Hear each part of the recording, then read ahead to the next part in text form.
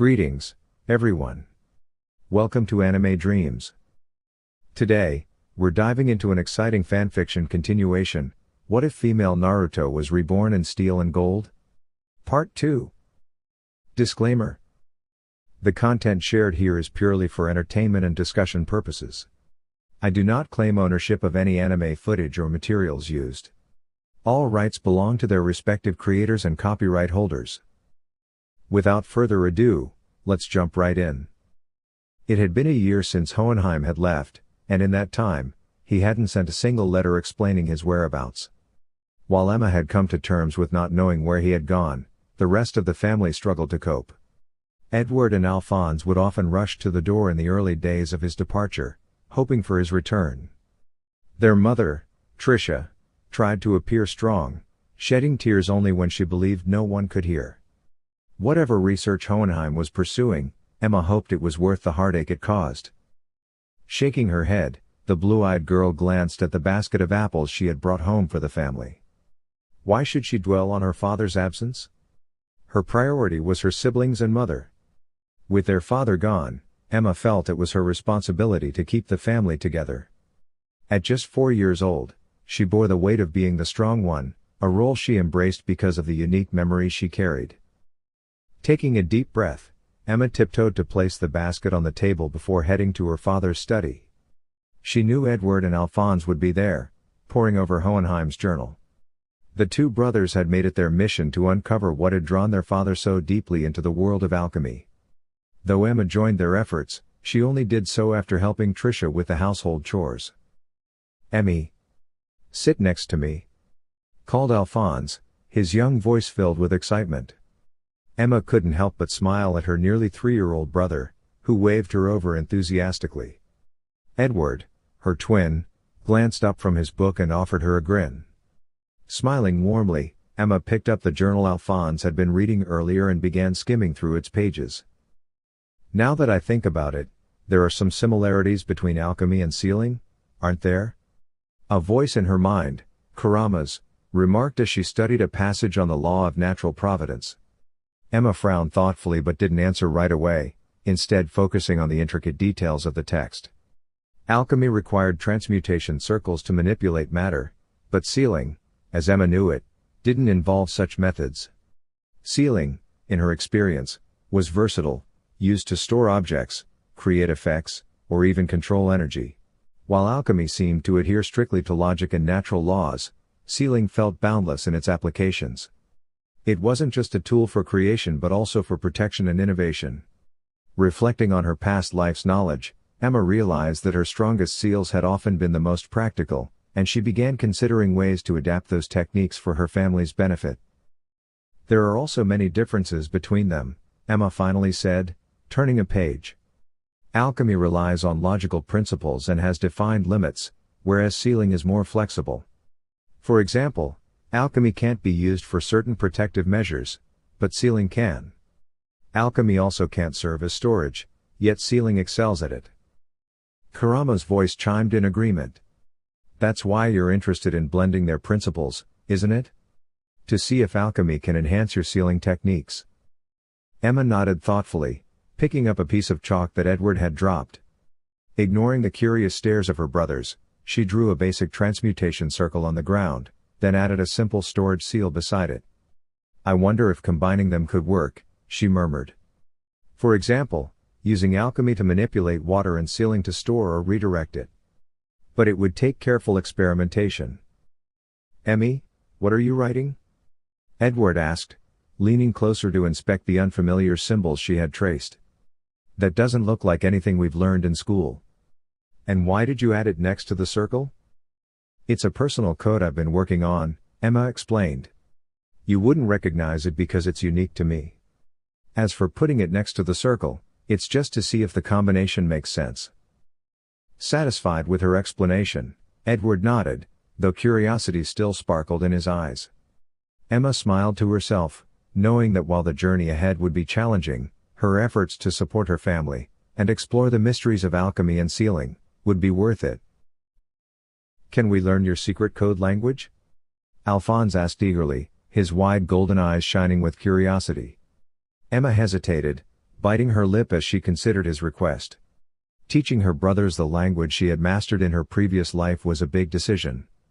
It wasn't something they needed to know, but it could prove useful in the future. And who could predict what challenges lay ahead? It was always better to be prepared. All right, she finally agreed, running her fingers through her hair. I'll teach you. Look here, this symbol I wrote means store. It's part of the basics. Store? Why would you write that? Edward asked, frowning as he studied the symbol. It doesn't relate to the transmutation circle you drew. Adding it would destabilize the balance of the properties and ruin the circle. Exactly, Emma said with a nod. She erased the symbol from the floor. I figured that might happen, which is why I said it doesn't change anything. Her gaze returned to the intricate transmutation circle she had drawn, her thoughts racing. What if she could merge the alchemical symbols with sealing characters? The possibilities could be endless. Attacking might not be feasible, but creating defensive mechanisms could work brilliantly. Emma, Edward, Alphonse. How many times do I have to tell you not to play in your father's study? Their mother's voice interrupted her thoughts, and they all froze. Tricia stood at the doorway, hands on her hips, her expression a mix of exasperation and affection. Are you three sneaking peeks at your father's journals again? Emma suppressed a grin, silently admitting that the journals were far more interesting than her current lessons. Ignoring their mother's scolding, Edward bent down and began drawing his own transmutation circle on the floor. Edward! Tricia exclaimed. You can't just draw on the floor like that. I already had to clean up Emma's doodles earlier. Emma sighed internally. She had put so much effort into that protective seal, only for it to be scrubbed away. Next time, she would make sure to place it somewhere less obvious, or use materials her mother wouldn't clean off so easily. Tricia shook her head, picking up a basket of clothes and setting it aside. Your father will hear about this when he returns from his trip, she warned, crouching down to examine Edward's circle. We're not messing around. Edward declared proudly, pointing at his creation. Look. To Emma's amazement, the wooden floor beneath Edward's circle shifted, transforming into a small wooden bird. Alchemy, Tricia murmured, her voice filled with awe. Did your father teach you this? Emma spoke up before Edward could say anything sharp. No, Mom. We learned it from his books. He left a lot of notes behind. You understood all of that? Tricia asked, clearly impressed. Just a little, the three of them said in unison, trying to downplay their accomplishment. Tricia stared at them for a moment before letting out a soft sigh. If the other alchemists knew what you three could do, they'd probably feel like all their hard work had been for nothing. Emma couldn't help but smile faintly at her mother's comment, though her mind wandered to a question that had been haunting her for some time. Would Mom still be proud if she knew the truth about me? Tricia knelt down, pulling all three children into a warm embrace. You're all so talented, your father would be proud, too. And so am I. Emma felt a comforting warmth in her mother's hug, but deep down, her doubts lingered.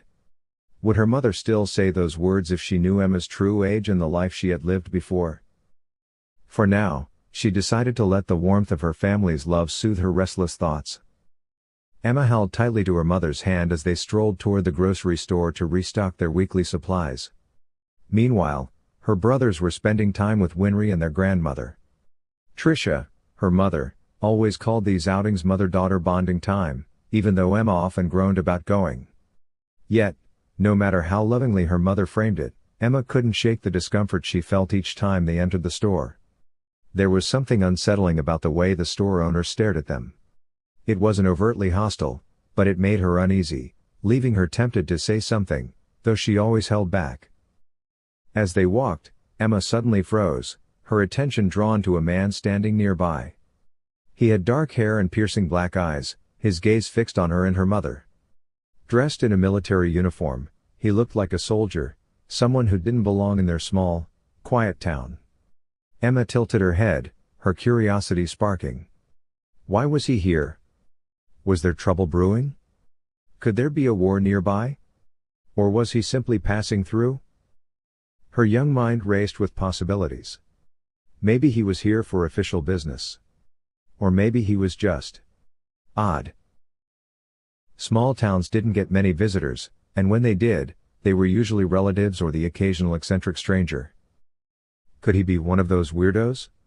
Emma thought to herself, suppressing a small shiver. What are you looking at, Emmy? Her mother's warm voice broke her train of thought. Emma turned to meet her mother's smiling face. It must be something interesting for you to zone out like that. Should I try to guess, Princess? Emma blinked, her cheeks flushing as she realized she had been caught staring. Her mother always had a way of bringing her back to the moment, no matter how distracted she became. The blue-eyed girl shifted her gaze away from the dark-haired man, turning instead to meet her mother's shining turquoise eyes. Emma nodded quietly as her mother tapped her chin, glancing around the area as if trying to uncover the source of her daughter's interest. This was a game they often played, a silent, playful exchange that belonged only to the two of them. It was a welcome distraction from what might otherwise be a gentle scolding. Are you looking at one of your classmates? Her mother asked teasingly, subtly pointing to a boy who had been glancing her way. Emma giggled and shook her head, eliciting a mock pout from her mother. Why would she be interested in a classmate? Besides, her attention wasn't on him but on the soldier in the distance, walking towards the train station. The man was soon joined by another in a matching uniform, who greeted him with a broad smile. Your father will not be thrilled if he finds out you're already interested in boys, her mother said, breaking Emma's train of thought. The girl blinked and turned back to her mother, who was now observing the raven-haired soldier with mild curiosity. Mother, why would I be interested in him? Boys are. Well, they're not my concern, Emma replied matter-of-factly. She was reminded of her younger days, when teasing from classmates about crushes had always been met with her trademark retort. Father has nothing to worry about. It'll be a long time before I find anyone I like. Her mother chuckled and ruffled her hair affectionately. Good. I hope you grow up to find someone who values and respects you. But I do pity any boy who tries. Your brothers and father will make sure he earns it. Mother, must we talk about something that's so far off? Emma asked with a small smile, though she couldn't ignore the hint of sadness in her mother's eyes. Her words carried a weight, as if she were imagining a future she wouldn't be a part of. Mommy is just being silly, her mother said, quickly brushing aside the mood. Now, what are we buying today? Milk, tomatoes, corn, pasta, apples, cabbage, Emma recited before pulling out the list she had written earlier. She handed it to her mother, who smiled warmly but with an unusual air of distraction. Emma noticed the faint tremor in her mother's hands. It was subtle, but enough to stir unease. Forgetting the list might seem like a small mistake, but Emma's instincts, honed by difficult times, told her something wasn't right. Mother, is everything okay?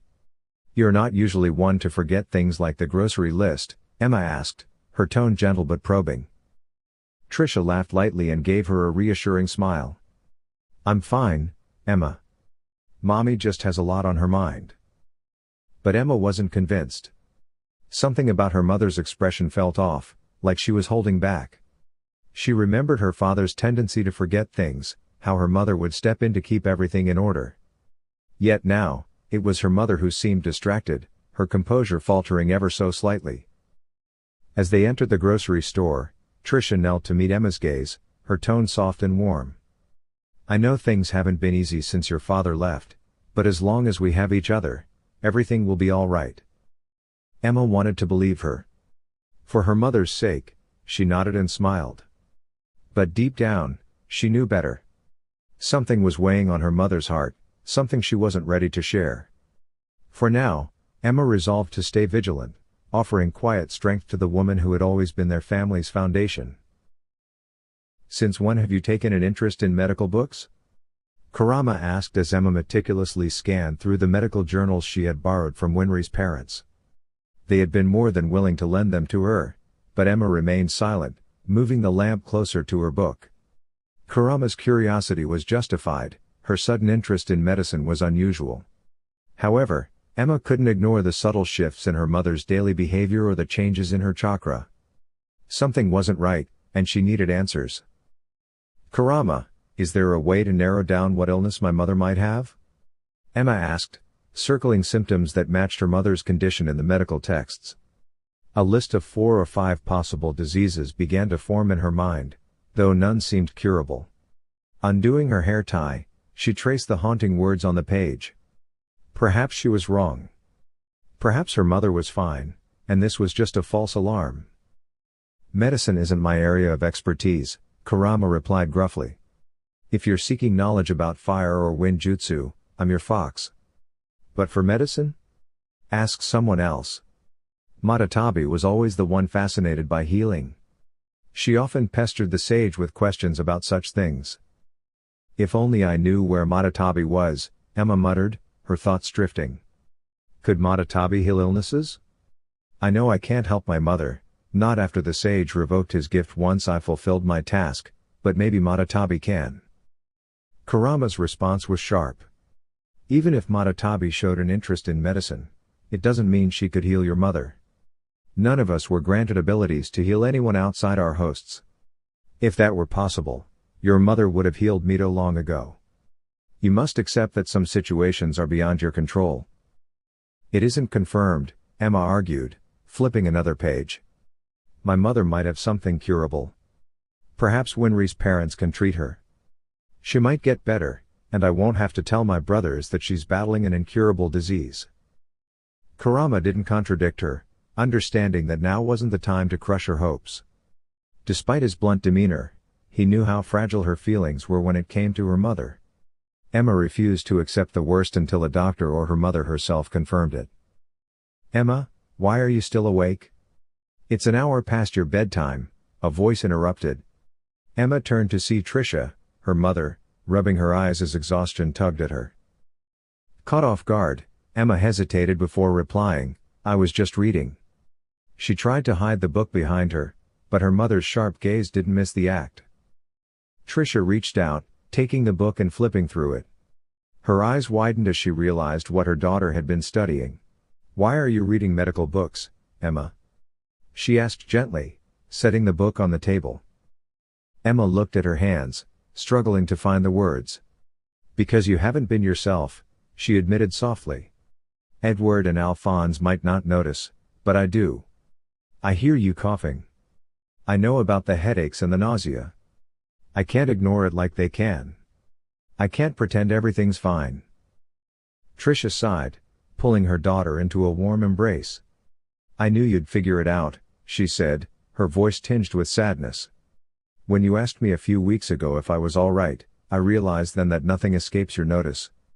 You've always been so perceptive, just like your father. I wanted to shield you from this, to let you be happy for as long as possible." But how could Emma be happy knowing her mother was ill? How could she act like everything was normal when her brothers would soon face the truth? She clenched her fists, tears threatening to spill. If only she had taken her studies seriously. If only she had mastered chakra control like Sakura had. Perhaps then she could have learned medicinal ninjutsu and healed her mother. Instead, she felt helpless, staring at her trembling hands, the same hands that had once taken lives. Why was she so powerless when it mattered most? "Emma, it's not your fault," her mother said softly, resting her head gently against Emma's. "I know you feel like it's your responsibility to keep everything perfect, but you're still just 4. You can't do everything, and you can't fix everything. Just because I'm unwell doesn't mean you're to blame." Emma hugged her mother tighter, the words echoing in her mind. "I know it's not my fault," she thought, "but that doesn't make it any easier to accept." The woman holding her was more than just her mother, she was the source of the love and comfort Emma had always longed for. This was the person who taught her it was okay to be different, who kissed her scraped knees, told her stories with her brothers, and loved her unconditionally. How could she accept that someone so important wasn't well? Her throat tightened as memories of her past, cold, lonely nights filled with isolation, flooded her mind. "It's not fair, Mother. It just isn't fair." Emma choked out, her voice trembling. "I can figure out complex problems, solve the hardest equations, and even lift heavy things without a struggle. But I can't heal you. What good am I if I can't help you? I can't get a job because of my age, I can't stay home to take care of you because the law says I have to go to school, and Ed and Al don't know the full truth. What can I even do? I feel so useless. Humming a gentle tune, Tricia ran her fingers tenderly through Emma's golden hair. Useless? I never want to hear you call yourself that again. Do you have any idea how proud I am of you and your brothers? How many mothers can say their children taught themselves alchemy from their father's books? Not many, that's for sure. And as for helping me, you do more than you realize. Your stories about school, your laughter, and the way you look out for your brothers all bring me so much joy. Never doubt your worth, Emma. Emma's voice cracked as she clung to her mother's shirt.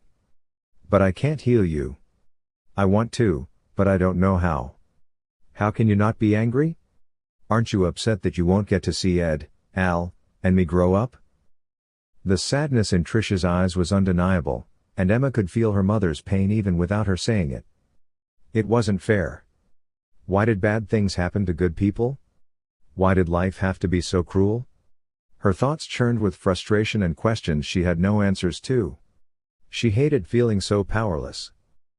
If there's one thing I want you to understand, Emma, Tricia began softly, it's that anger doesn't solve anything. Sometimes, things happen that we can't control. My illness is no one's fault. Of course, I wish I could watch the three of you grow up into the amazing adults I know you'll become. But instead of dwelling on what I'll miss, I want to spend the time I have left making happy memories with all of you. Emma's breath hitched as she realized what her mother was truly asking. You want me to keep this a secret, don't you? You don't want Ed and Al to know you're sick. Her voice quivered as tears welled in her eyes. But when they find out, it'll break their hearts. Tricia took her daughter's hands in her own. I know I'm asking a lot from you, but I want them to smile while they still can. I don't want their days to be clouded by sadness. Please, Emma, don't tell them. Let's fill this year with joy. Emma hesitated. She wanted to tell her mother it wasn't fair, that she was being selfish. But deep down, she knew her mother was right. Edward and Alphonse wouldn't be able to hide their pain, and their sorrow would only cast a shadow over the time they had left together. If her mother's wish was to see them happy, Emma felt she had no choice but to honor it. Okay, Emma whispered, her voice barely audible. She bit her lip to hold back the tears threatening to spill over. Tricia embraced her tightly. My sweet girl, it's okay to cry. You've been so strong for everyone, but you don't always have to be. Let it out, Emma. And so, for the first time in what felt like forever, Emma let herself cry. She cried not just for her mother but for every loss she had endured, for every moment that life had proven its unfairness. The tears flowed freely, carrying her sorrow and frustration away. When her sobs finally quieted, Emma looked up at her mother, her heart heavy but her resolve stronger. I promise, I'll take care of Ed and Al. I'll protect them with everything I have. Tricia smiled, her eyes shimmering with pride and love. I know you will, my brave girl. I believe in you. Emma gazed at the breakfast she had prepared for her family, her thoughts briefly wandering as she looked out the window. Outside, birds chirped melodiously while diligently constructing their nests. In a few moments, her mother would descend the stairs, her face radiant with a smile, expressing gratitude for the meal. Following that, the two of them would wait for her brothers to race downstairs, their faces alight with joy, smiles Emma silently vowed to protect at all costs. The truth she was withholding about their mother's health weighed heavily on her, but she believed it was the only way to preserve the precious happiness they all shared. Happiness. Would it endure after Tricia's passing? Would her brothers find the strength to move forward once their mother was gone? Unlike them, Emma had already come to terms with the inevitable. For months, she had watched her mother's health deteriorate while Edward and Alphonse remained blissfully unaware. But time was running out. Days, perhaps weeks, were all that remained before their mother would close her eyes for the last time. Even now, Emma could hear the labored rhythm of her mother's steps, a stark reminder of the toll the illness had taken. Good morning. Tricia greeted warmly as she approached Emma. "What have you made for breakfast today?" "Poached eggs with spinach and some peach porridge," Emma replied.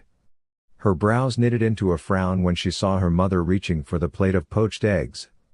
"Mother, please don't lift the plate. I was just about to set the table. You should be resting." "Emma," Tricia began, her tone soft yet firm. "Edward and Alphonse will wake up soon," the little girl reminded her mother as she gently took the plate from her hands. Placing it on the table, the blonde hurried back to retrieve the pot of porridge, carefully bringing it over to where she had already arranged the plates and glasses. "If I let you handle the table, it might take too long to set everything up. Edward and Alphonse might realize something's off. They can't find out I've been the one making breakfast for the past few months."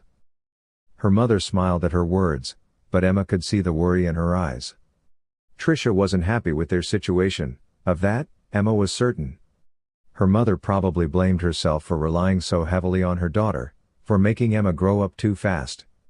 But Emma could never bring herself to tell her mother the truth, that she wasn't an ordinary child. If her mother knew about her memories from another life, she wouldn't believe her.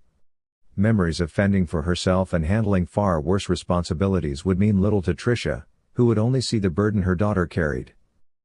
"Good morning, Emmy." "Mom."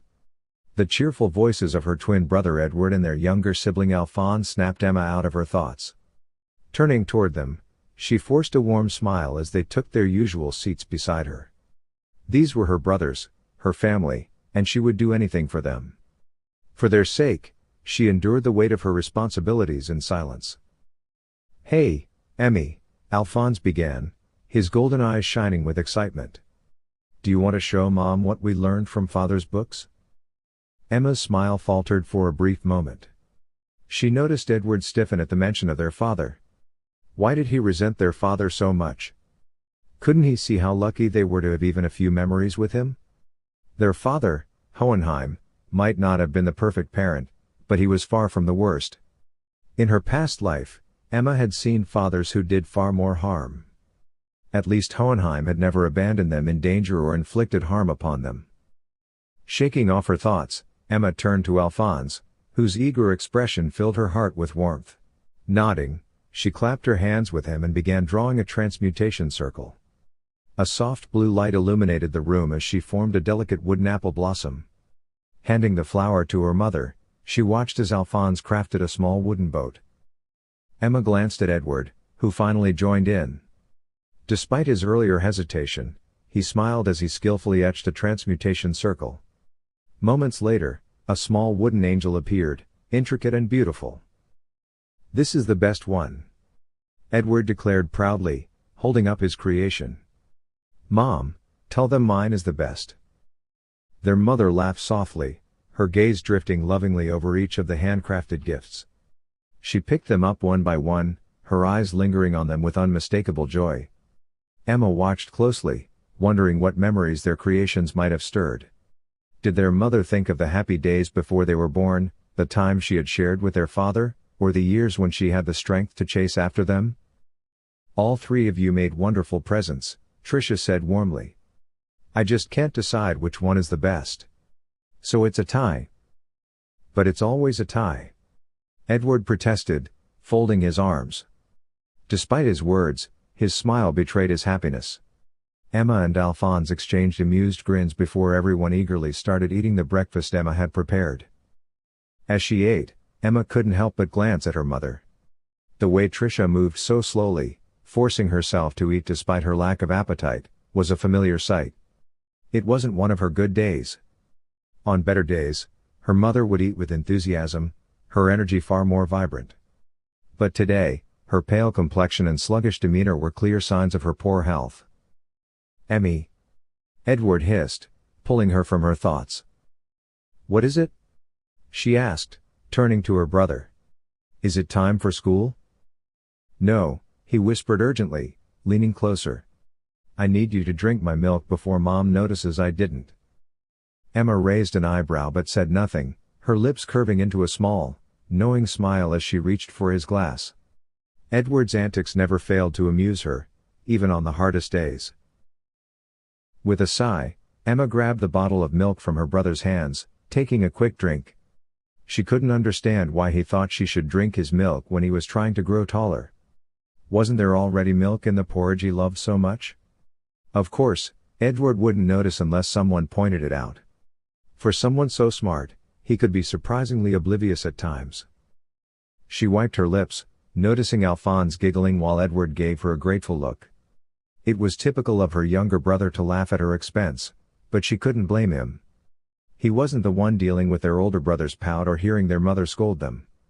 Even with all the little annoyances, Emma wouldn't trade her family for anything. Despite their mother's illness, they had each other, and together, they could face the challenges ahead. As they picked apples from the trees, Edward asked, "What do you think Mother will make for lunch today?" Alphonse tilted his head thoughtfully, while Emma, rubbing her neck, hesitated before responding with a smile. She didn't mind her brother's question, but it was hard not to feel a little down. He never seemed to notice how she felt, always expecting her to smile and pretend everything was fine. Still, she didn't want to upset him. "Maybe she'll make her famous roast duck," Emma said, her smile forced, though it didn't quite reach her eyes.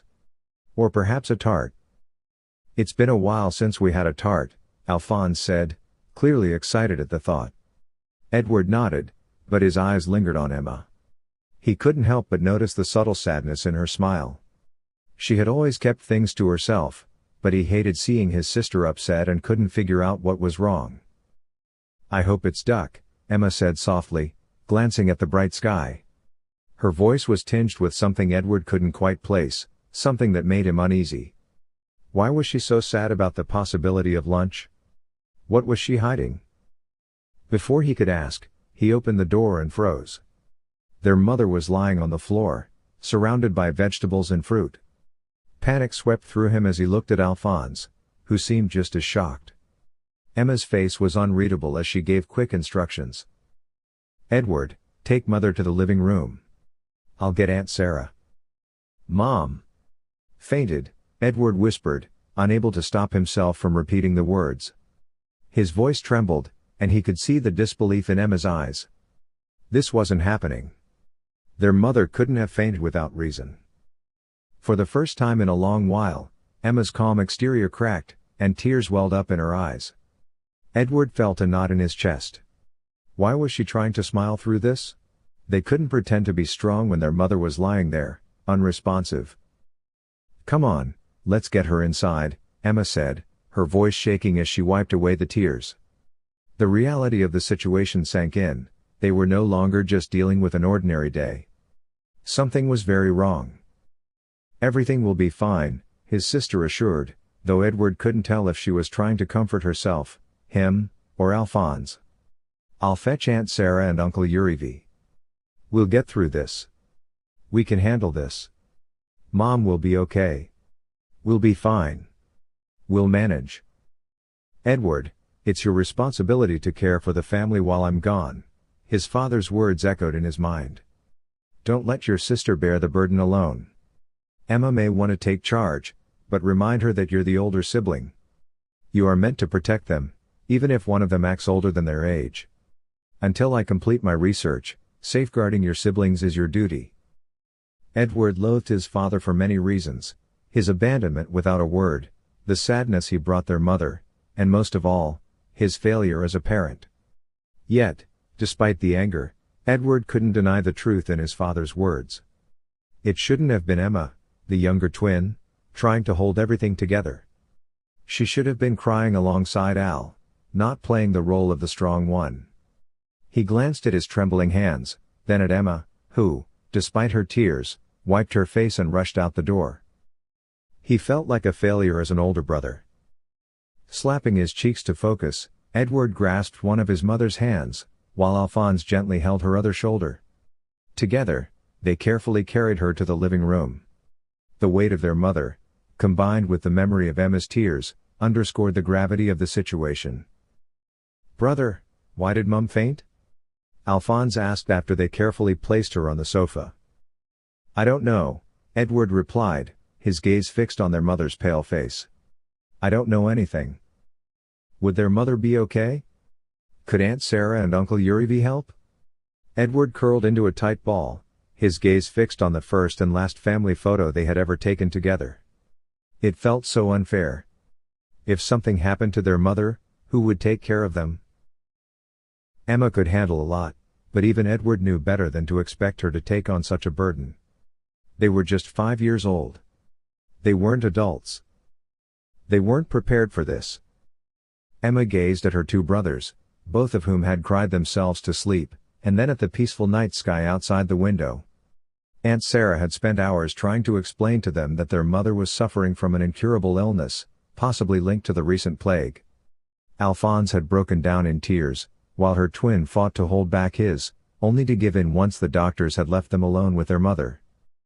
Their mother had smiled gently at them, speaking of the money their father had left behind, urging them to live well if anything happened to her. She made them promise to keep smiling and remain their usual selves, despite her illness, and looked especially at her two brothers, who had been sobbing uncontrollably. Emma had struggled to keep that promise, unable to stop herself from crying when she saw Tricia collapse from the weight of it all. It took all of Emma's strength to leave the house instead of grieving with her brothers, but the memory of her mother's wishes pushed her forward. She remembered how Aunt Sarah and Uncle Yurivi had quietly told them that their mother was seriously ill.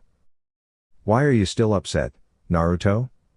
Kurama asked, as Emma left her room to head to her mother's bedroom. "You've known for a year now that your mother has been unwell." Emma hesitated, but replied, "The difference is, she's my mother.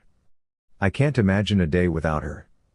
She entered her mother's room, carefully closing the door so as not to disturb her two sleeping brothers or her mother, who rested peacefully. "Sasuke will probably tell me I don't understand. But now I do." "Naruto." Kurama's voice was softer, more understanding.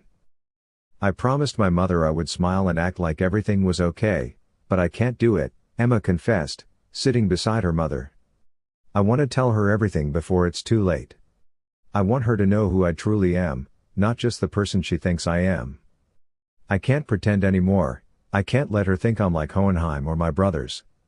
I need her to know that Emma Elric is also Naruto Uzumaki.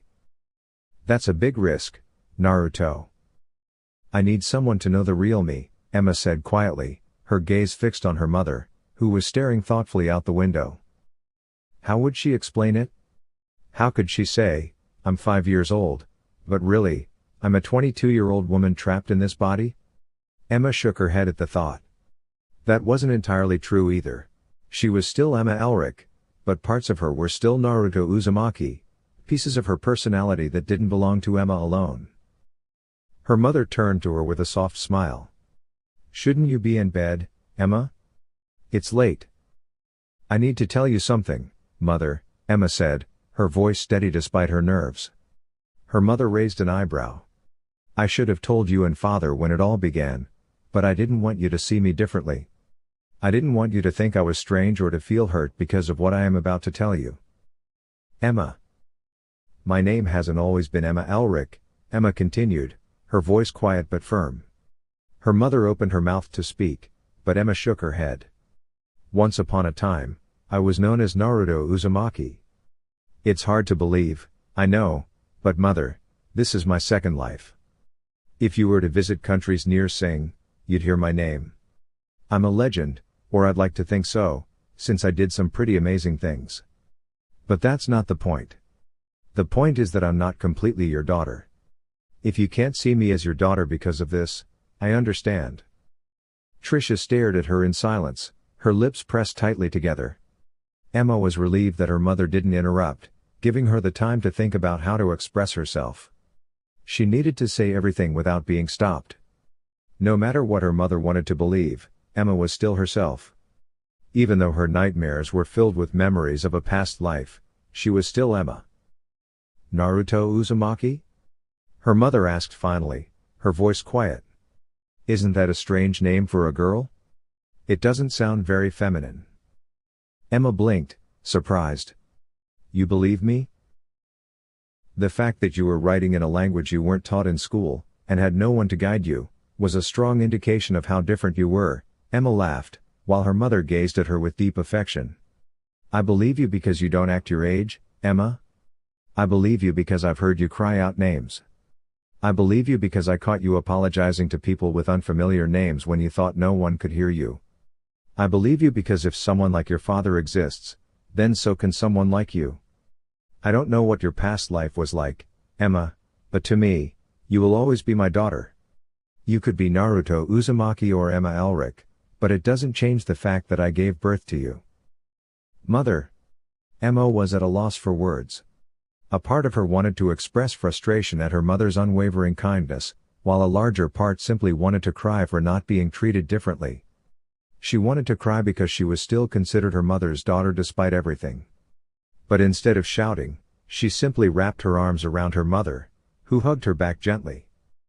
Is it because you were once Naruto Uzumaki that you've taken on the role of the adult for your siblings? Her mother whispered, running her fingers through Emma's long hair. Is it why you accepted my wishes without protest? Is it why you've been so understanding with your father? Edward doesn't understand what it's like to never have seen your parents' faces, Emma hiccuped as she spoke, her eyes red. Tricia stared at her with wide eyes, and Emma gazed at a photo of her smiling parents.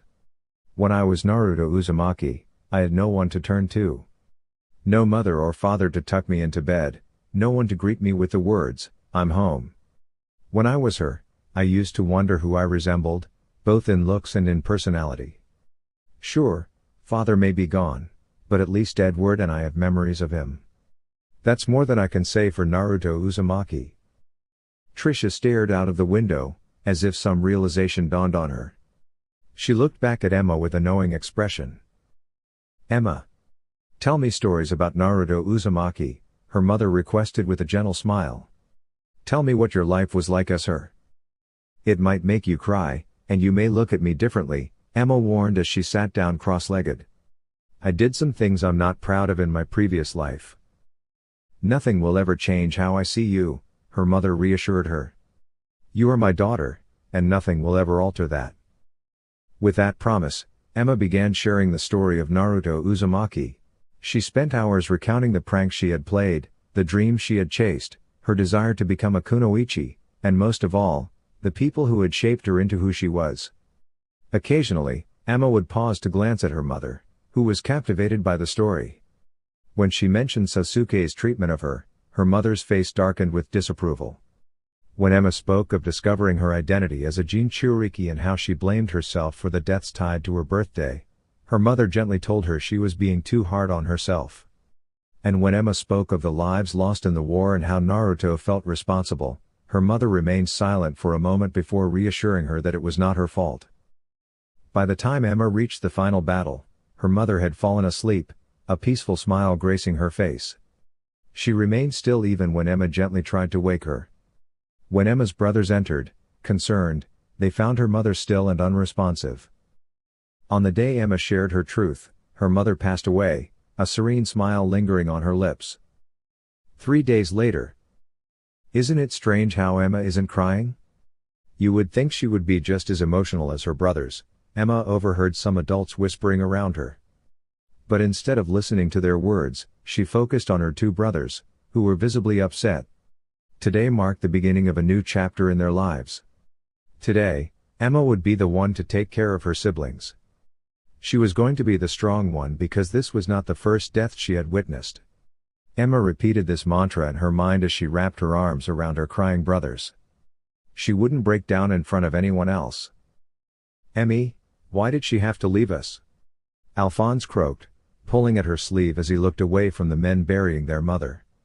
Edward wiped his eyes with the sleeve of his black suit, the one Pinako had brought for him. Sister, why didn't she get better? Why did this happen? Mom didn't leave us because she wanted to, Emma whispered, gently brushing her brother's back. She didn't get better because there was no cure. I don't know why this happened. I don't have all the answers, Al. I'm just as confused as you are.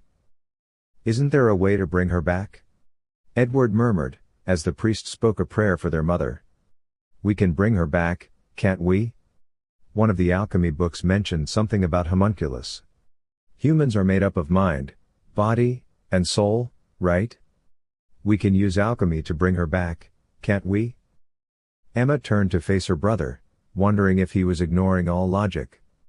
Was he really considering bringing their mother back to life? She glanced around at the other mourners, slowly dispersing from the grave. Her gaze landed on Pinako, who was approaching them. The elderly woman shook her head, silently signaling that they weren't ready to talk to anyone. Emma nodded, her heart heavy, before turning back to her brothers. She stared at her twin and younger brother, both seeming to entertain the idea of bringing their mother back.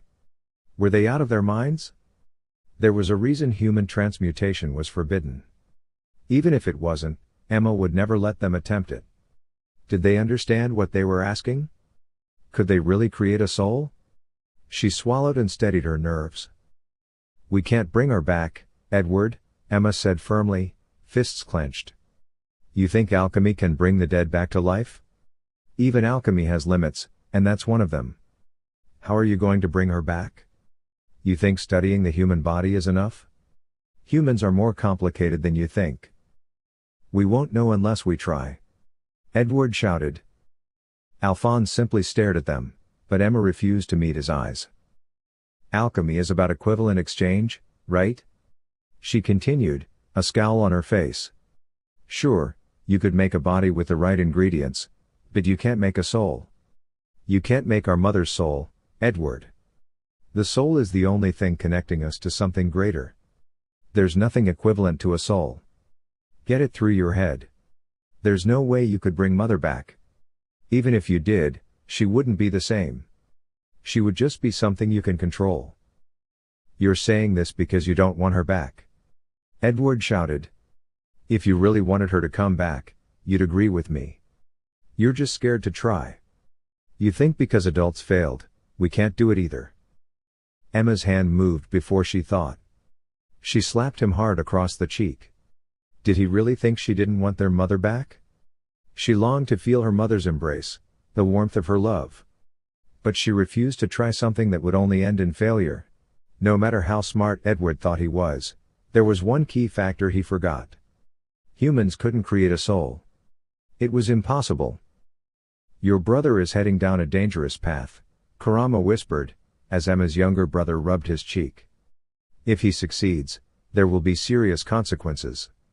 We don't know what they are, but they'll be huge." "You think I don't know that?" Emma hissed. "Try telling that to Edward."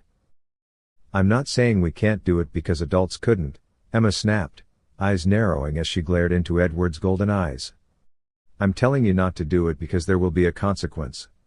Just because we can use alchemy doesn't mean we should try to play God. Mother is gone.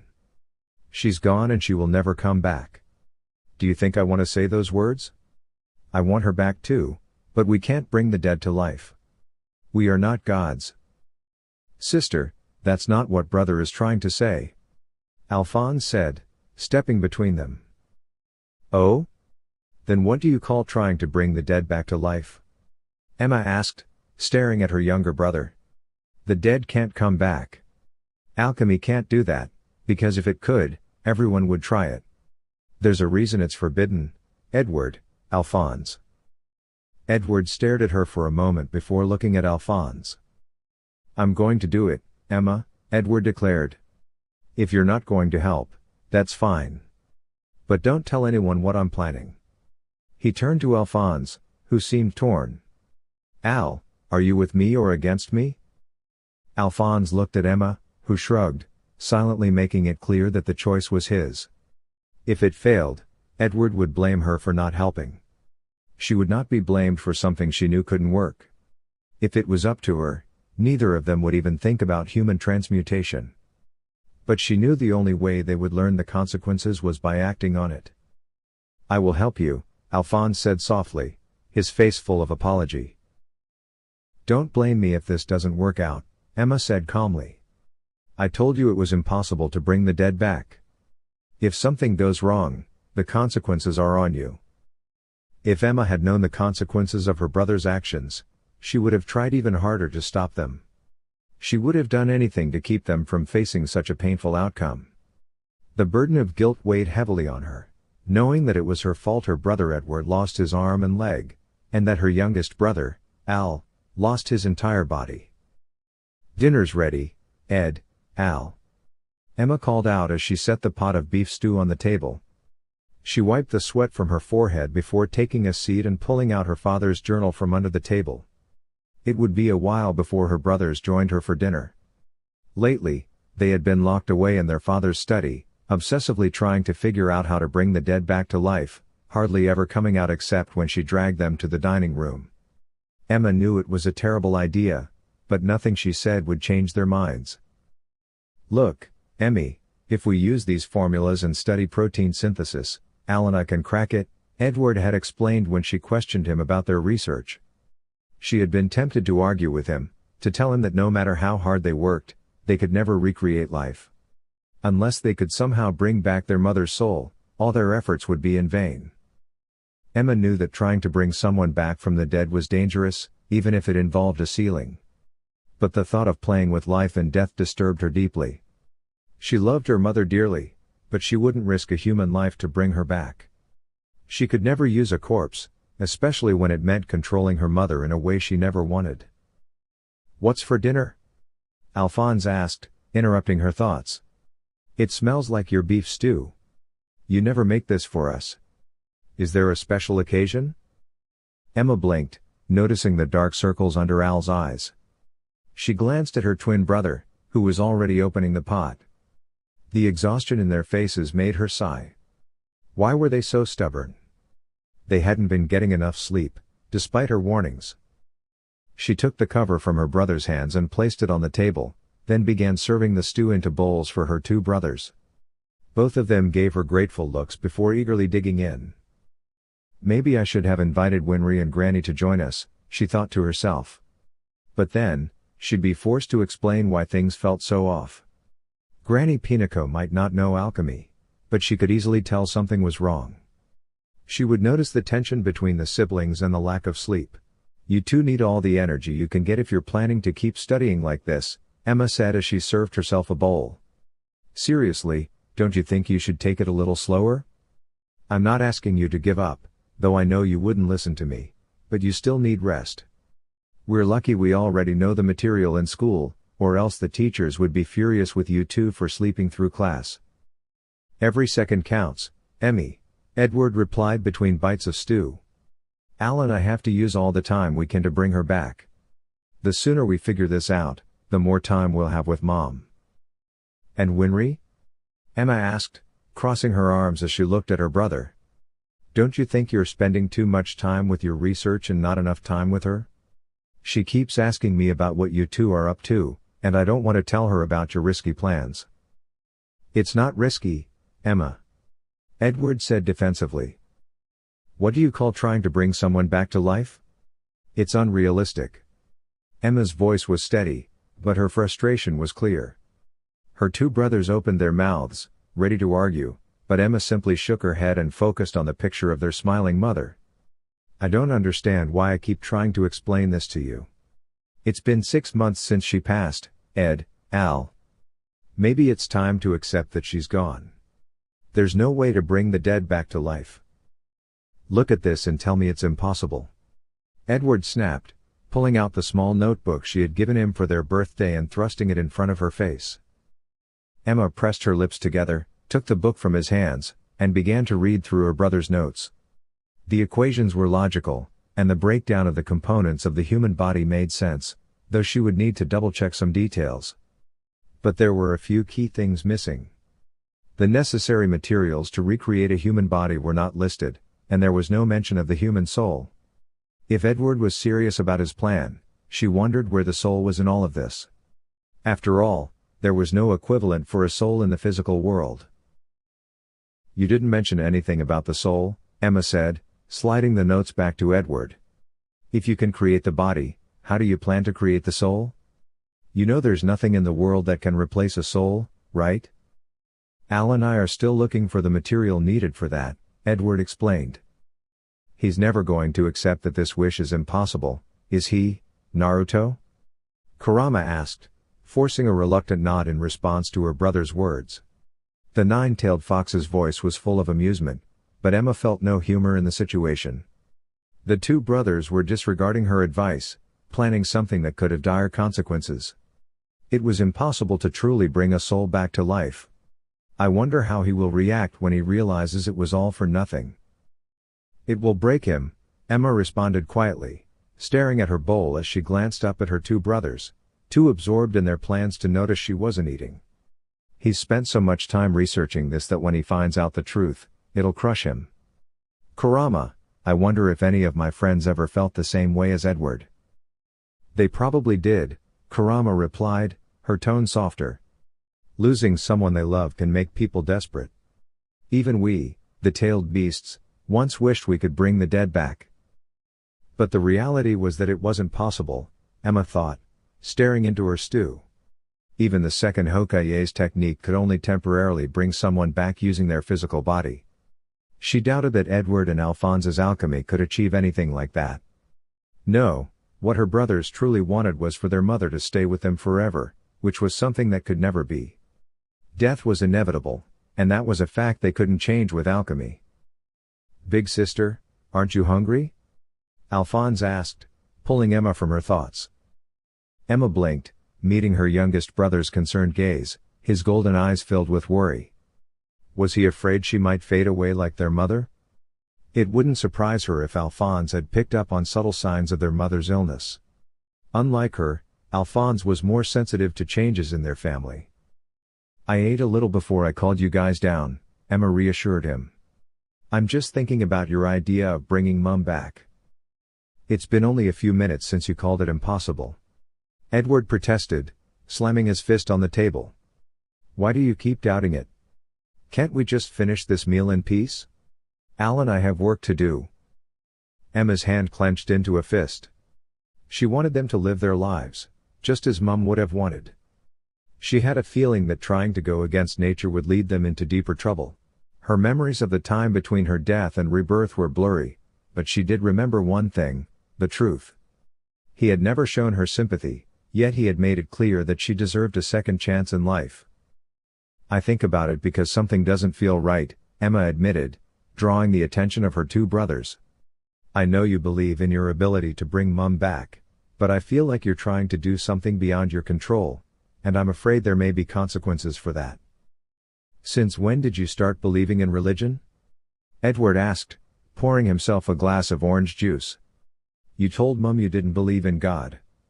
Now that she's gone, you start thinking about him? I always believed in God, Emma replied, folding her arms. When I said I didn't have faith, it meant I didn't believe he would fix everything or answer every prayer.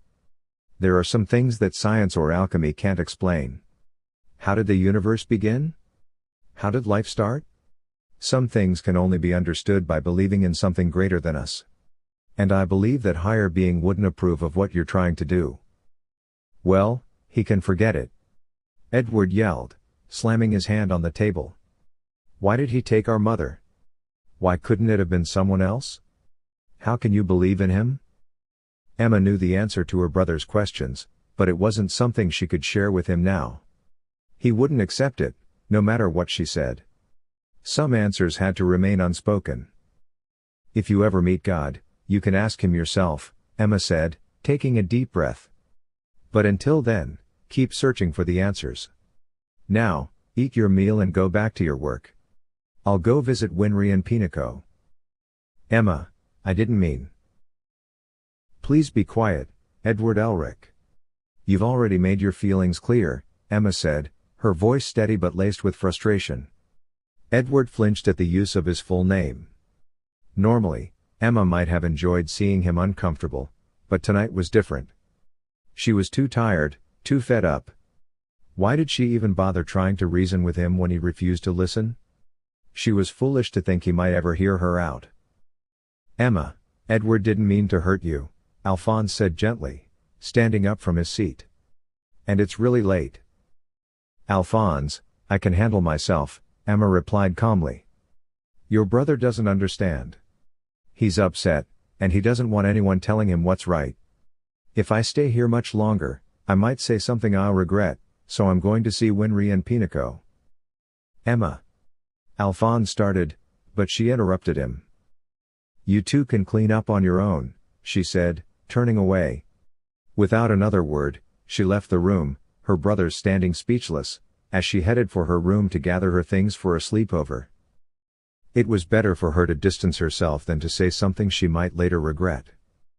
Pinako had always thought Emma was different from other children, ever since she first laid eyes on the smiling baby. But it wasn't because of Emma's intelligence or how early she started talking. It was her eyes, those wise, blue eyes.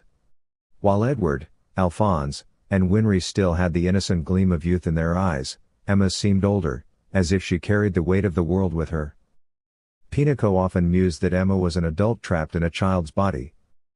As Pinako stared at an old photo of Emma and Winry playing together with building blocks, the phone rang, snapping her back to reality.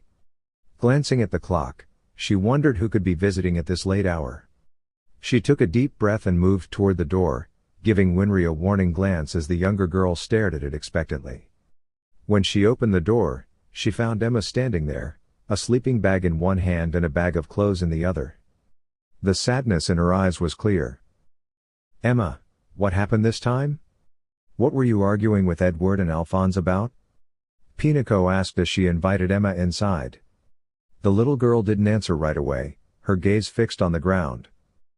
"Emma, you can talk to me," Pinako said softly, waiting for her to speak. "Edward called me dumb because I didn't agree with him," Emma replied quietly. Pinako could see there was more to the story, but Emma wasn't ready to share it.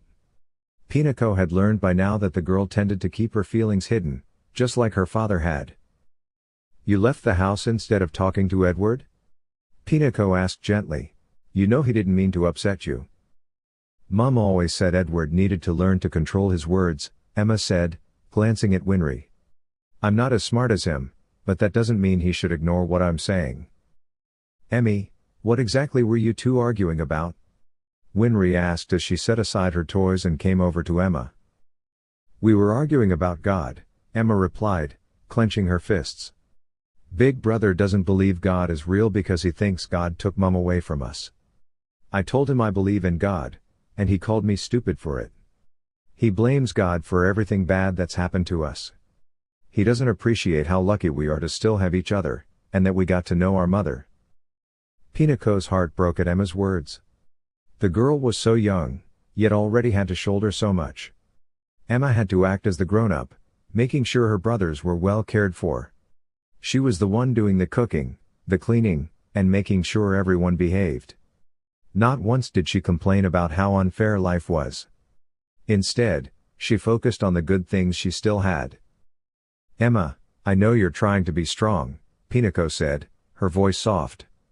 "You're right, it's a blessing to have known your mother, but you're still just a child. It's okay for Edward to feel upset, especially at his age. Losing your mother at such a young age is hard on anyone, even if they don't show it." "There are children who never knew the love of a mother," Emma sniffed, her eyes filled with emotion. Pinako couldn't help but smile faintly as Winry rushed over to give Emma a comforting hug. "You're so strong, Emmy," Winry whispered, her voice full of sympathy. Emma nodded but couldn't help the sadness that still lingered in her eyes. She was trying to understand everything, but sometimes, even the strongest children need someone to lean on. "I miss Mummy too," Emma confessed, her voice breaking. For the first time since their mother's passing, Pinako saw Emma weeping deeply. "I miss hearing Mummy soothe my pain, telling me how Daddy, Ed, and Al would never approve of any boy asking me out. I miss her hugs, her cooking. I was the only one who knew she was dying. She begged me not to tell Ed and Al because she didn't want them to see the truth and suffer. I didn't want to pretend everything was fine, I wanted them to know too." Pinako had suspected all along that Emma was aware of the truth about her mother's illness. Emma's careful demeanor around her mother had always caught Pinako's attention, though she had dismissed the thought, assuming Emma was just sensitive.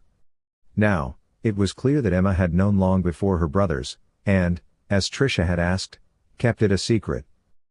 No wonder Emma didn't cry at the funeral, Pinako thought. She must have been grieving silently while Tricia was slowly slipping away. "You knew Aunt Tricia was ill?" "How?" Winry asked, kneeling beside Emma. "Didn't it happen suddenly?" "She'd been unwell for the past year," Emma replied, wiping her eyes. "Mum was great at hiding it, but I noticed the changes. She kept forgetting things, was constantly nauseous, and wasn't eating like she used to. Ed and Al didn't see it because they don't pay attention to the little things, but I did, and it worried me. That's why I asked for the medical book. And Aunt Tricia wanted you to keep it a secret from Ed and Al? Why? Winry asked, frustration in her voice. They deserve to know too. She wanted her last year to be filled with happiness, Emma whispered, her voice trembling. If Ed and Al knew, they wouldn't have been able to smile or laugh. She didn't want them to lose that. I didn't want to argue, because I wanted her to be happy too. Did my mom and dad know about it? Winry clenched her fists, looking at Emma. Yes, they knew, Emma replied quietly. That's why Mom spent so much time here. Sometimes, she was too sick to do anything for herself, but Uncle Yuri tried everything to help her feel better, though it wasn't enough. She would have been happier if Dad had been there with her. Tricia's situation had been heartbreaking. Van Hohenheim had ignored her illness, never reaching out to check on his children or support them. It had been unfair to make Emma shoulder so much of the responsibility, she was still just a child. You're staying here tonight, Emma, Pinico said gently. Tomorrow, I'll have a conversation with Edward about how to treat you with respect. He should be grateful for all you've done for him. He'll apologize, he always does, Emma muttered. Please don't talk to him about it. Edward needs to understand that you're grieving too, Emma, Pinico insisted. He needs to understand that you miss your mother as much as he does, and it's wrong to call you dumb just because you don't agree with him. Both of you lost her. Granny, Emma whispered, snuggling into the blanket. I'll make you some warm milk while you and Winry finish your homework, Pinico said, walking to the stove. I know you've been doing everything at home, cooking, cleaning, before coming here. Granny. Yes, Emma? Thank you for letting me stay. I'll make it up to you tomorrow. When Emma smiled, Pinico couldn't help but feel the warmth of it, despite everything. Emma's smile was rare these days, and there was something about it that made Pinico want to protect it at all costs. Edward and you have been fighting a lot, Winry remarked as Emma settled into her blanket. The two girls lay on the floor, sipping from 2 mugs of warm milk. Was your argument really about God? Yes, Emma replied, her gaze distant as she stared out the window, a habit Winry knew well when Emma was upset. My brother decided that God doesn't exist now that Mum's gone. And you believe in God, which is why Edward called you dumb? Doesn't that seem silly? Winry asked, glancing at the ceiling. Mum and Dad always said everyone has the right to their own beliefs. Tell that to Edward, Emma replied, looking at the sky. He thinks God is to blame for Mum's death. He believes God is just like us, capable of mistakes, but I don't think that's true. God can be merciful. Maybe Mum's soul has been reborn or is waiting for Dad before moving on. It's not wrong to believe in God, is it? Edward is hurting too, Emma, Winry reminded her softly. Aunt Tricia meant everything to him as well. You knew before he did, and you had time to come to terms with it, but Edward didn't have that time. I still don't understand why you kept it a secret from him. You two never keep secrets. Winry struggled to understand why Emma, who valued honesty so much, would go against her own beliefs and keep such a painful secret from her brothers. I considered breaking my promise, but every time I thought about how I would feel in Mum's position, Emma whispered, raising her hand. If I were facing death, I would want my last memories to be filled with happiness. I would want to pass on with a smile, free of regrets. And I thought, if my brothers didn't know that it could happen. There were times when I felt frustrated seeing Ed and Al so cheerful while Mum was dying, but I always stopped myself. She deserved to have her final moments filled with joy. But you were the one who was hurting in the end, Winry pointed out, gently turning her body to face her friend. Today was the first time I saw you cry over Aunt Tricia's death. At her funeral, you didn't shed a tear, and I thought you were so strong for that. Strong? Emma chuckled and shook her head. It took everything I had not to break down, Winry. I wanted to cry so badly, but my brothers were already devastated, and someone had to stay strong. But even if I had let myself, I think no tears would have come. I had spent an entire year crying about Mum's impending death. Why didn't you tell me? Why keep it a secret? We're friends, right? Why keep it from me? Winry asked, her voice tinged with concern. Would you have been able to keep it from my brothers? Emma replied with a faint, bitter smile. Winry shook her head, understanding her friend's reasoning. If Emma had confided in her, she would have had to tell Edward and Alphonse the truth. They deserved to know, even if it meant sharing the burden. Would it have alleviated their pain if they had known sooner? Would things have been different? Emma didn't have an answer. Edward and Alphonse deserve the truth, Emma, Winry said softly. Maybe knowing would have eased their pain. Maybe they would have understood. Maybe, Emma sighed. Or maybe they would have resented me for keeping it from them. I promised Mum I would make her final days happy, but in doing so, I neglected to tell them when things were getting worse. I didn't want her last days to be overshadowed by sorrow. Winry observed her friend's troubled expression, silently encouraging her to continue. Emma stared blankly at the ceiling, her mind elsewhere.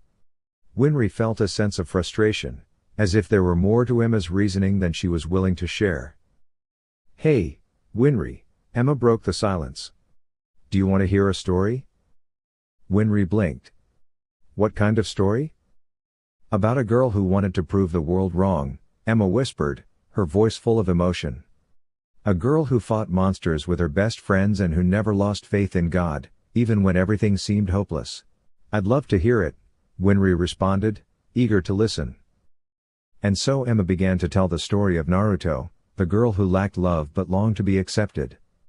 Winry's heart ached as Emma recounted the heroine's losses, but she marveled at how Naruto continued to believe in God and her dreams, despite the hardships she faced. She was truly a warrior, unbroken by the world's cruelty. And Naruto lived happily ever after, surrounded by her friends, Emma concluded, her face lighting up with a smile. What about her prince?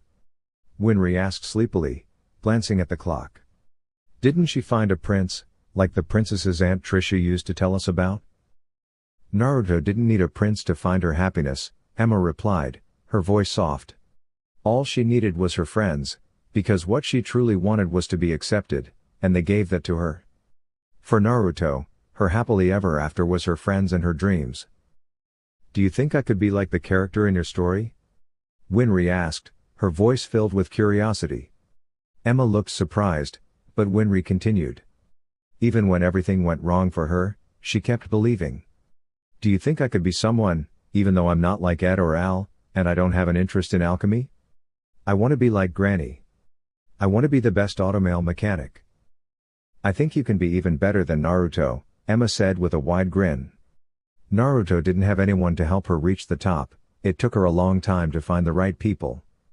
But you have all of us to help you achieve your dream. I'll help you, Winry. Believe in it.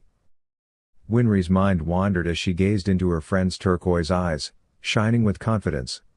She realized that Emma had never shared her own dream.